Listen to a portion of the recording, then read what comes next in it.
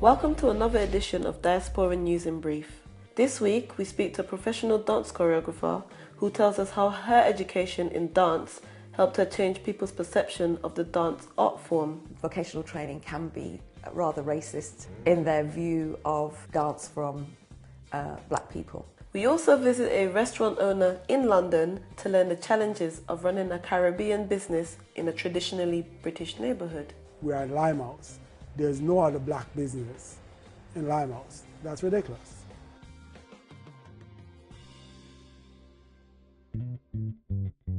Running a Caribbean restaurant in a traditionally British neighbourhood has many challenges. So we interviewed the owner of the Maroons Caribbean Restaurant for an insight on how he remains one step ahead of his competitors. Here in Limehouse, you don't have any significant black presence. In fact, it's quite minor. What you have is a lot of European English people who would have gone to the Caribbean on a regular basis, to Jamaica, St. Lucia, Barbados for a holiday. So the River Thames is pretty close by. Property price is very high around here. So the two majority local population is Bangladeshis and English people. Okay. So we have to obviously reach out to the local constituents because they are the ones who live locally. They can walk to come here. But we also want to make it a destination restaurant. So we want people to travel in to come here because hopefully they can come here and get good food, and they can come here and really enjoy meeting interesting people. In terms of competition, I mean, I've heard that there's another Caribbean restaurant somewhere this side of the river. Is that something of concern to you? No, it's a huge market out there. You know, I don't think there's really competition that really one should focus on competition. One should really focus on delivering a good service and really kind of develop their customer base. You know, I think African Caribbean restaurants generally need to really kind of challenge themselves to really kind of work their way to a point where there's a multiplicity of choice for anyone who wishes to go out to eat and have a good meal, but not only having food, but having food in a nice space. So we are nowhere near that market. So there's really no competition, so to speak. Okay. You have two restaurants which really I think is a good step in terms of how they present their food and really the space in which they present their food. Tell us, what are the main challenges that you experience running this restaurant? Money. In a nutshell, money. I think I, among other business, have really the perception that we are not really business people. You know, I mean, we are in Limehouse. There's no other black business in Limehouse. That's ridiculous. You know, you can go up and down Commercial Road and you can't find another black business. That's incredible. Now that means that there is something that is amiss about really why we don't have a more higher profile on the high street. And part of that is really money. We don't have access to finance as other communities. And that's because of the negative perception that those who have the money to lend have of us. So really, this whole venture was really self-financed. Now it's absolutely pathetic that, you know, you are actually putting together something like this and you have to really kind of physically work to earn the money to do it. Yeah. Other people don't have to do it, but that's really what a lot of us have to do.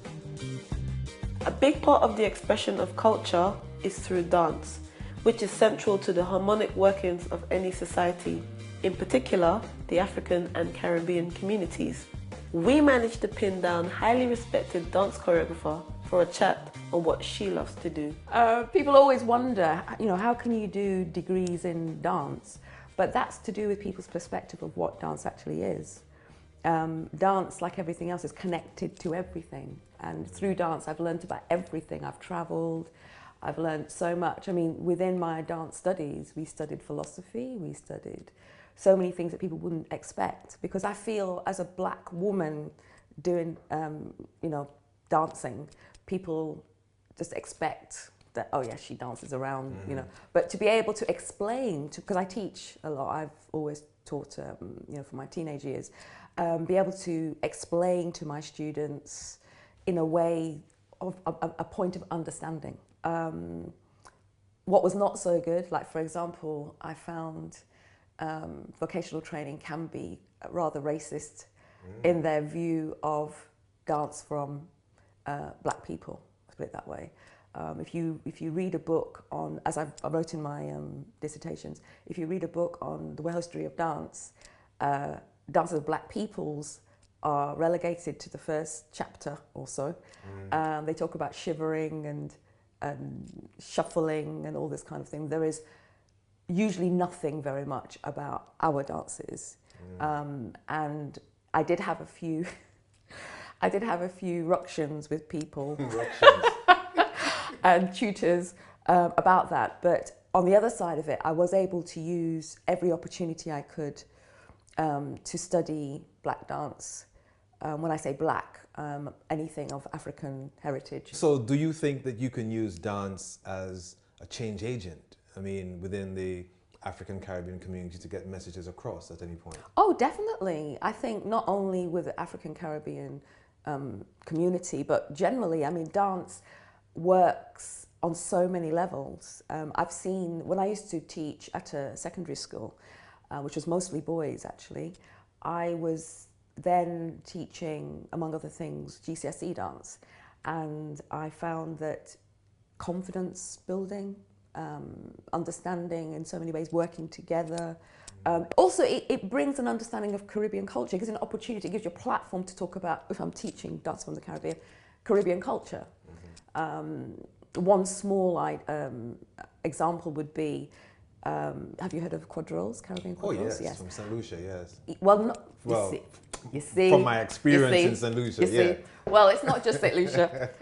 Wherever the Europeans went during time of slavery, there was quadrilles, because it was originally French, went from the French courts to England, and then all over Europe. At one time, you know, anybody was anybody danced quadrilles. And then at the time of slavery, of course, they brought those dances with them. So whichever islands they went to, they would dance their quadrilles. The house slaves would watch them. The house musicians would play the music, because of course there's no DVDs and MP3s then. There weren't? Well, no. Oh, you dear. see. So, you know, when I tell the kids this, they're just like, and because they can't imagine. And then they would teach it onto the field slaves. So there can be this thing where people think that it's just their island, Yes. but actually Jamaica, St. Lucia, Dominica, Guadeloupe, Grenada, you can find quadrilles. It's just that some islands, it's very much part of the everyday life. In others, it's just something they bring out at special occasions. So it'd be an idea maybe to show you a little bit of what quadrille is like. Quadrille really is, you could consider it a group, it's a group dance. So you have normally 4 sets of 2, except for St. Lucians, they have 6 sets of 2, so they'd have 12. But for everybody else, as far as I know so far, it's 4 sets of 2.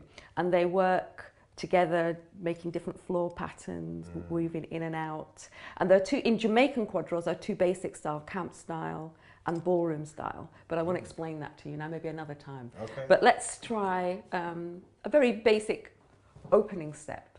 Yeah? Now, with the feet, we're going to simply do 1, 2, 3 across, 1, 2, 3 across, 1, 2, 3 across, 1, 2, 3 across. Okay. Simple. So we start with the left foot. You're going to actually start with your left foot, but I'm going to start with my right foot. So ignore me, all right? Okay. We're just going to do step, step, 1, 1, 2, 3 across. That's it. You should come to lessons. 1, 2, 3 towards, 1, 2, 3, away. This is Yes, lovely. Towards, I can get used to this. away. 1, 2, 3, towards, 1, 2, 3, away. And then you would have your hand behind your back and fist like this. Okay. And we will look towards each other and we will look away from each other. All right. Yes, with the feet. Are you ready? Ready, 2, go. And 1, 2, 3, towards, 1, 2, 3, away. 1, 2, 3, towards, 1, 2, 3, away. 1, 2, 3, towards, 1, 2, 3, away. Now, what will happen there is that we would be walking around. There's an entrance step. But a lot of the movement is going through the opposite couple, All right. going forward, going back, turning your partner under, you know, all this kind of, it's very, very much, you know, the olden style of dancing, but great fun. It's interesting. I enjoyed that bit. I really did. This has been another edition of CaribDirect Diaspora News in Brief. Join us next time for more news, commentaries, and exciting interviews to keep you informed.